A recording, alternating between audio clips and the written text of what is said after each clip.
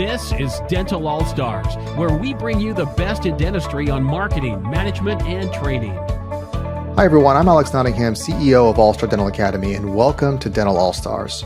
Our topic is take the fear out of dental HR and gain confidence in your team, and our guest is Alan Twigg.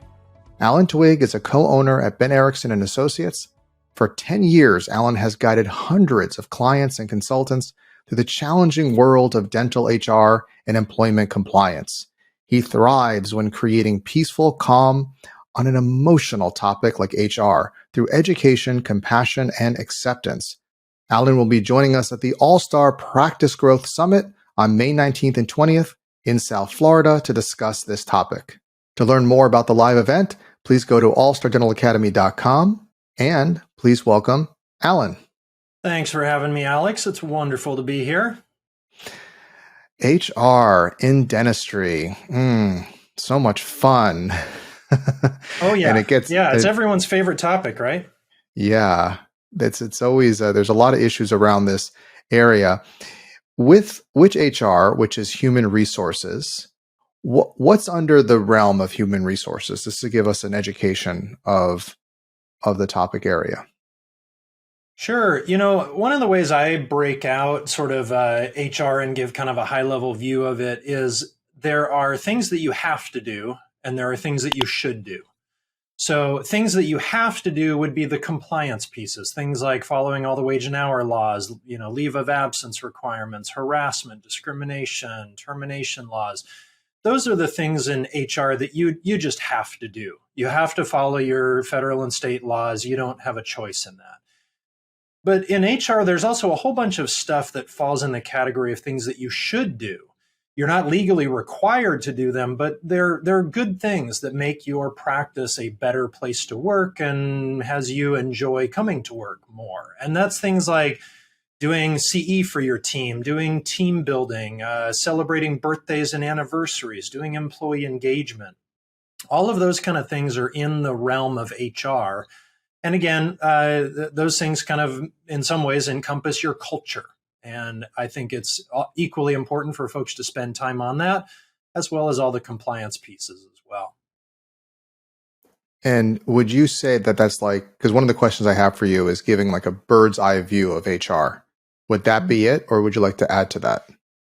No, I think that's a good summary of it. It's just keeping in mind the things that you have to do and the things that you should do, and making sure that you're spending a certain amount of your time on both of those, and recognizing that in some areas of that you can outsource some of those things in terms of software or some of the compliance pieces and not reinvent the wheel yourself. And then there are other things like team building and birthdays and anniversaries that you would do yourself there in your practice. And however that fits with you and your culture, then you would make that work in whatever way works for you.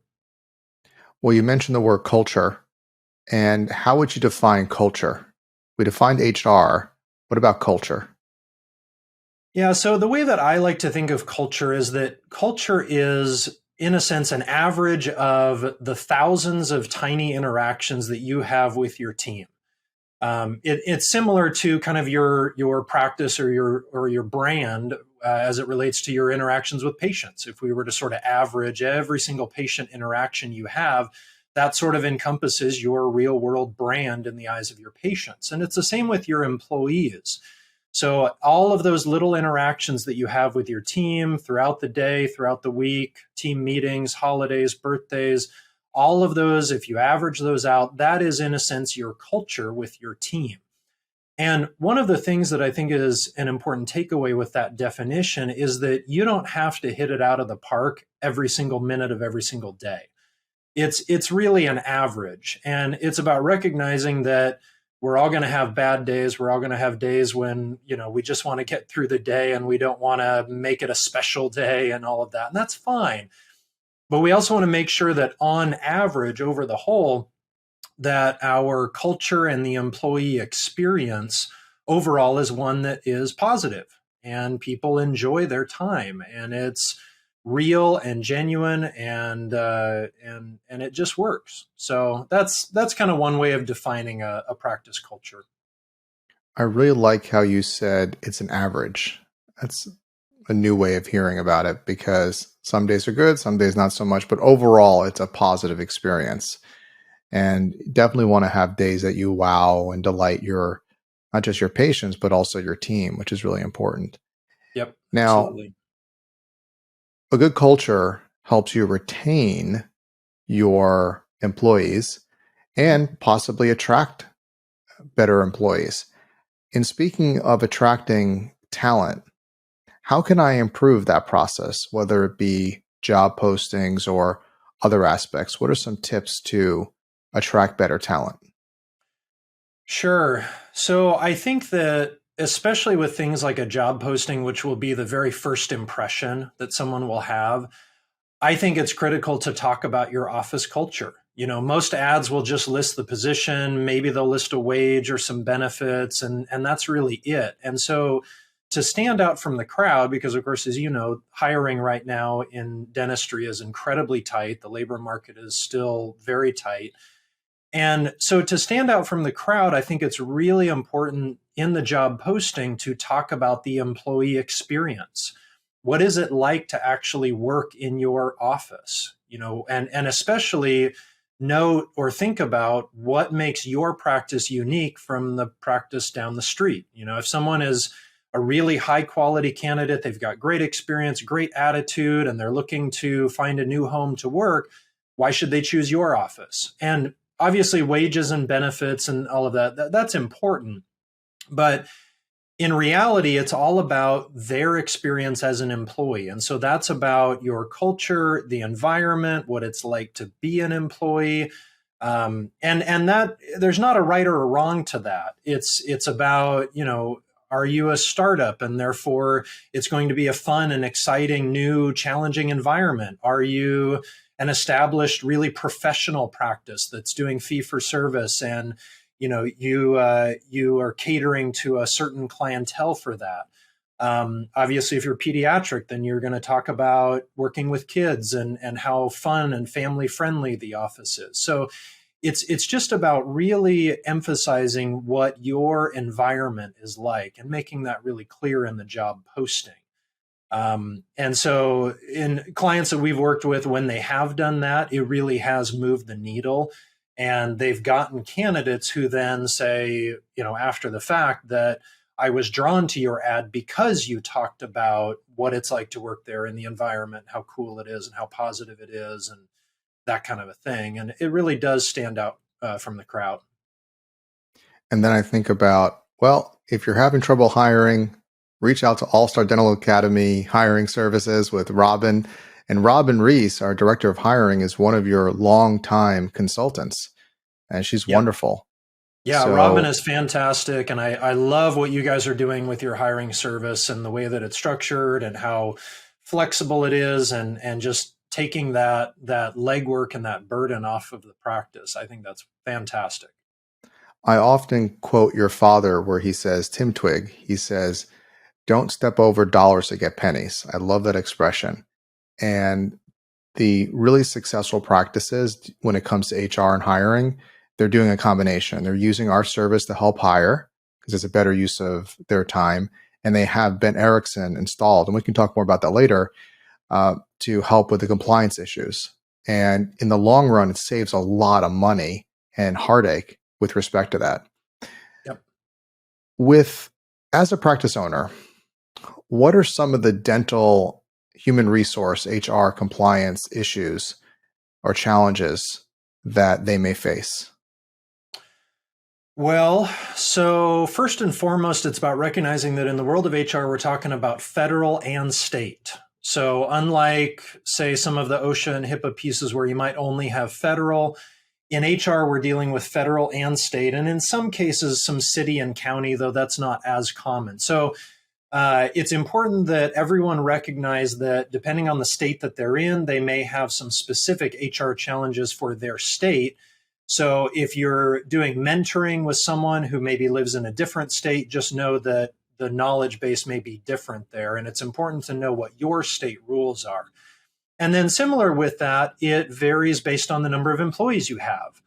So, depending on whether you have 5, 15, 20, 50 employees, that will also change the applicability of some of those state and federal laws that apply to you. There's a common misconception out there that, if you once you have 50 employees, that's when all the HR laws apply to you, and that's not the case. Once you have one or more employees, 95, 99% of all the laws apply to you once you have one or more employees. So it's a misconception to think that all this HR compliance stuff, that's only for like the big, huge corporations. And then, of course, another big thing with HR is that the rules are always changing. HR laws are not static. So you can't just write an employee handbook and then put it on the shelf and never look at it ever again.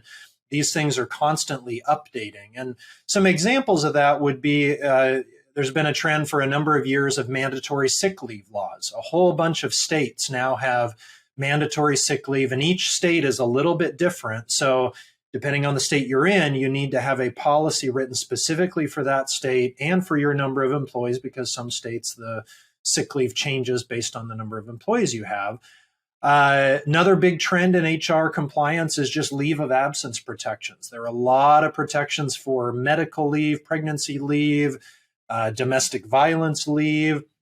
And again, these vary widely from state to state, and they also typically will kick in once you have a certain number of employees.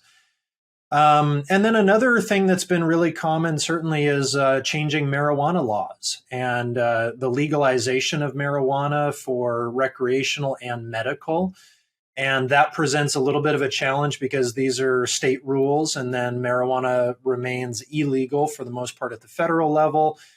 And, in general, that sets up a little bit of a conflict. And in general, what we recommend is to simplify it and think of it as medical marijuana.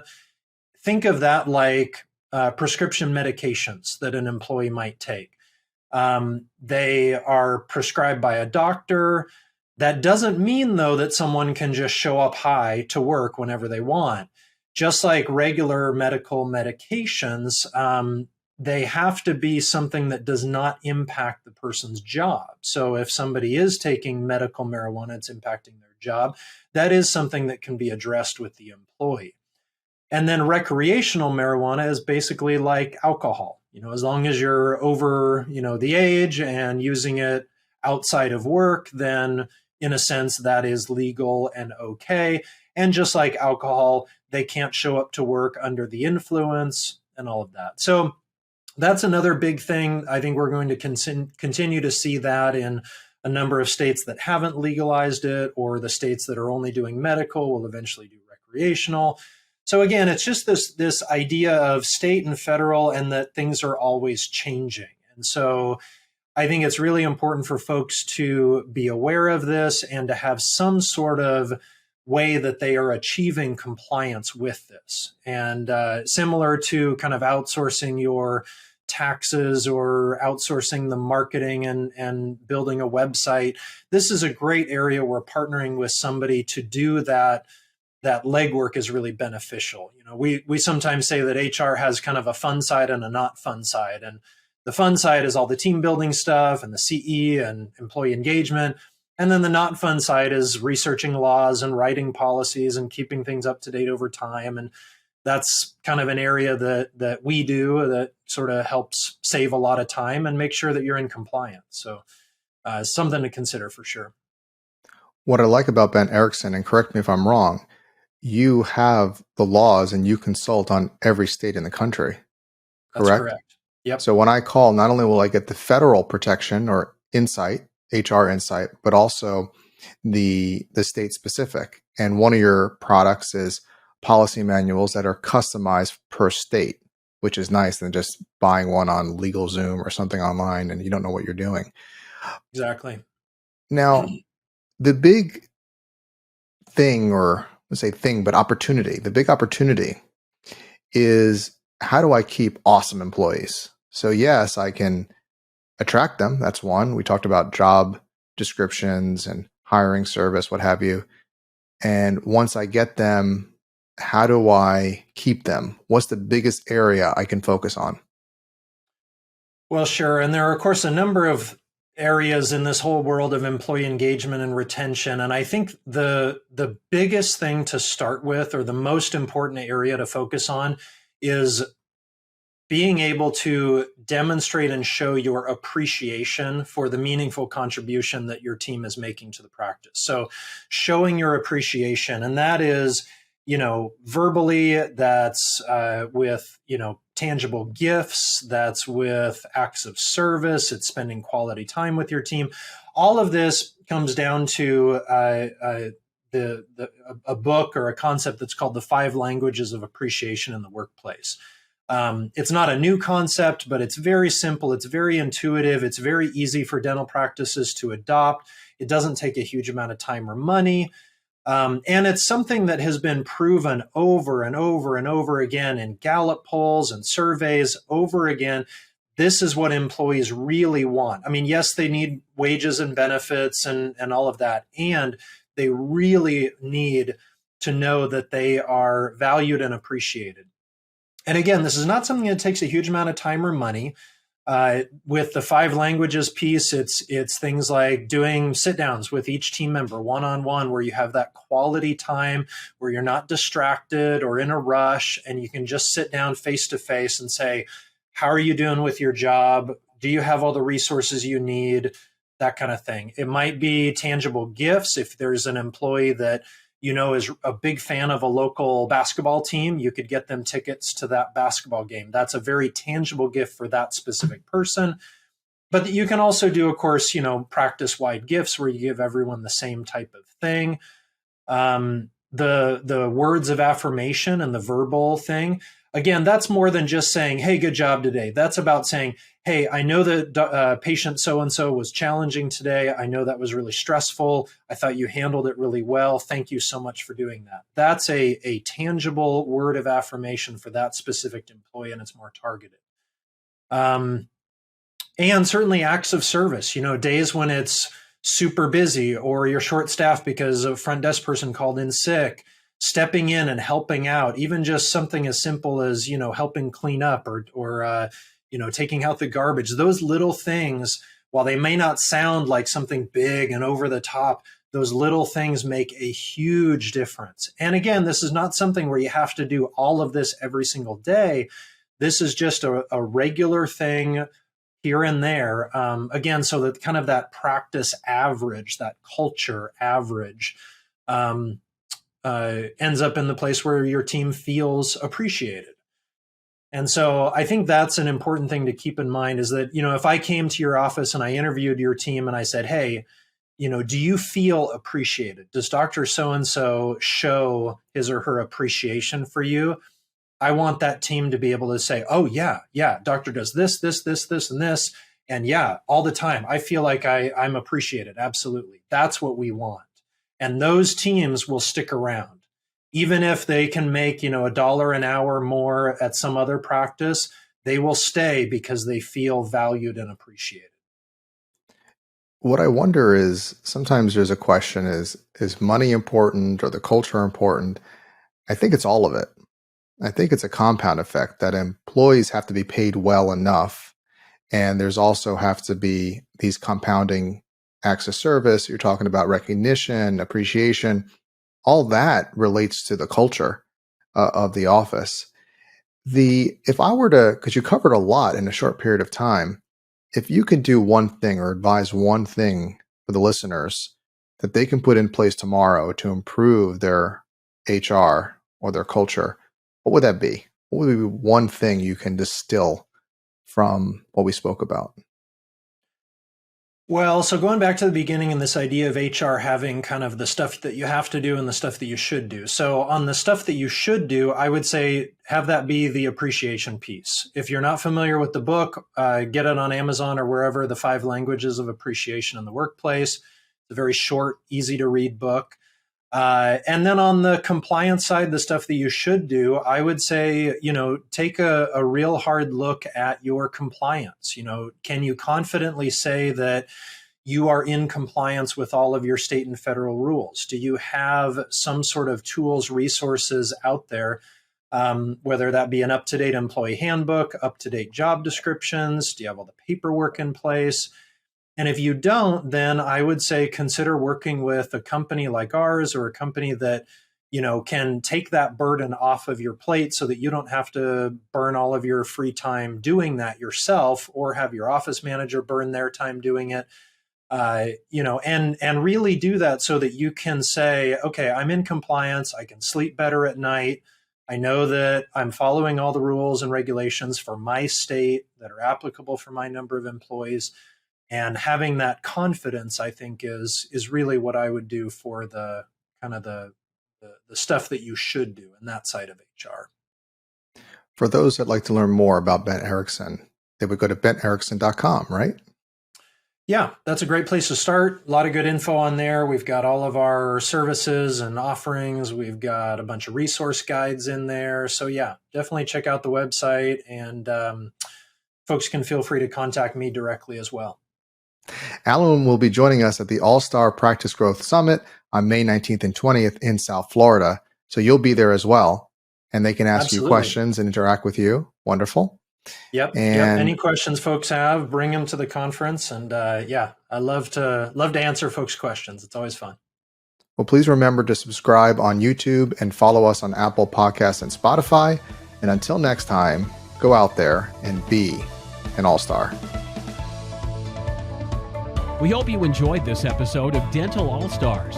Visit us online at allstardentalacademy.com.